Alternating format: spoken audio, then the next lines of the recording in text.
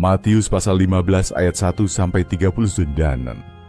Kemudian datanglah beberapa orang Farisi dan ahli Taurat dari Yerusalem kepada Yesus dan berkata, "Mengapa murid-muridmu melanggar adat istiadat nenek moyang kita? Mereka tidak membasuh tangan sebelum makan." Tetapi jawab Yesus kepada mereka, "Mengapa kamu pun melanggar perintah Allah demi adat istiadat nenek moyangmu? Sebab Allah berfirman, 'Hormatilah ayahmu dan ibumu,' dan lagi, 'Siapa yang mengutuki ayahnya atau ibunya pasti dihukum mati.'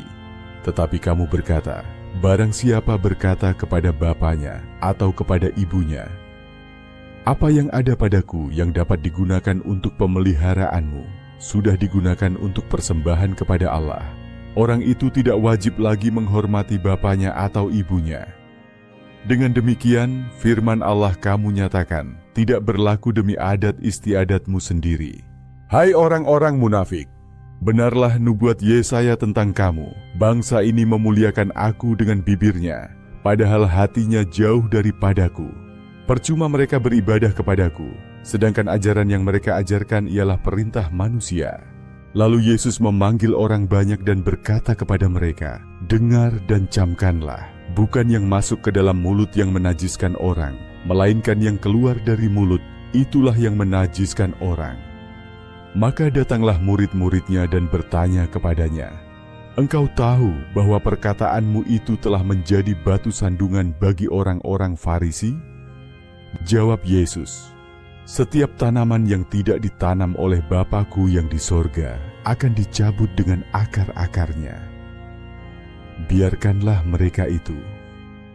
Mereka orang buta yang menuntun orang buta.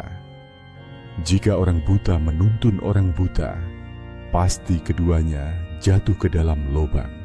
Lalu Petrus berkata kepadanya, "Jelaskanlah perumpamaan itu kepada kami."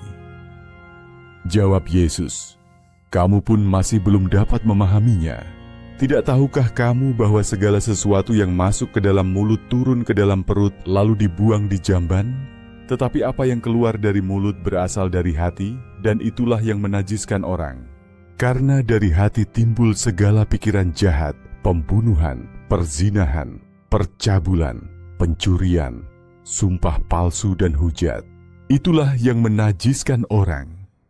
Tetapi makan dengan tangan yang tidak dibasuh tidak menajiskan orang." Lalu Yesus pergi dari situ dan menyingkir ke daerah Tirus dan Sidon. Maka datanglah seorang perempuan Kanaan dari daerah itu dan berseru, "Kasihanilah aku, ya Tuhan, anak Daud, karena anakku perempuan kerasukan setan dan sangat menderita." Tetapi Yesus sama sekali tidak menjawabnya. Lalu murid-muridnya datang dan meminta kepadanya, "Suruhlah ia pergi, ia mengikuti kita," dengan berteriak-teriak.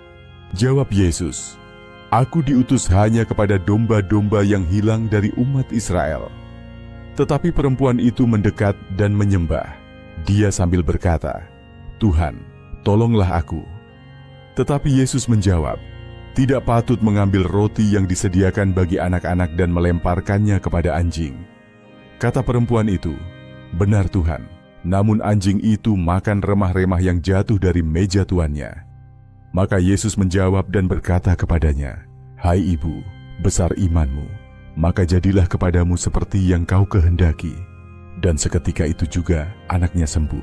Setelah meninggalkan daerah itu, Yesus menyusur pantai Danau Galilea dan naik ke atas bukit, lalu duduk di situ. Kemudian orang banyak berbondong-bondong datang kepadanya, membawa orang lumpuh, orang timpang, orang buta, orang bisu, dan banyak lagi yang lain. Lalu meletakkan mereka pada kaki Yesus, dan ia menyembuhkan mereka semuanya. Maka takjublah orang banyak itu melihat orang bisu berkata-kata, orang timpang sembuh, orang lumpuh berjalan, orang buta melihat, dan mereka memuliakan Allah Israel. Lalu Yesus memanggil murid-muridnya dan berkata, "Hatiku tergerak oleh belas kasihan kepada orang banyak itu. Sudah 3 hari mereka mengikuti aku, dan mereka tidak mempunyai makanan.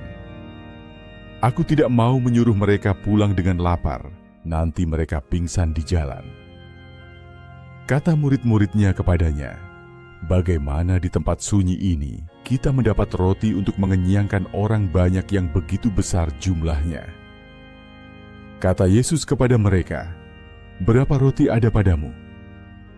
"7," jawab mereka, "dan ada lagi beberapa ikan kecil." Lalu Yesus menyuruh orang banyak itu duduk di tanah.